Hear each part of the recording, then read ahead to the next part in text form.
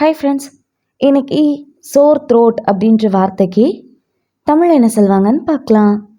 சோர் throat, சோர் throat இந்த வார்த்தைக்கு தமிழ் என்ன சொல்வாங்கன்னா தொண்டை வலி, தொண்டை அலர்ச்சி, தொண்டை புண். இன்னும் நல்லா புரிஞ்சுக்கிறதுக்காக 2 எக்ஸாம்பிள் சொல்கிறேன். First example, gargling with warm salt water can help soothe a sore throat. சூடான உப்பு நீரில் கொப்பளித்தல் தொண்டை வலியை தூண்ட உதவும்.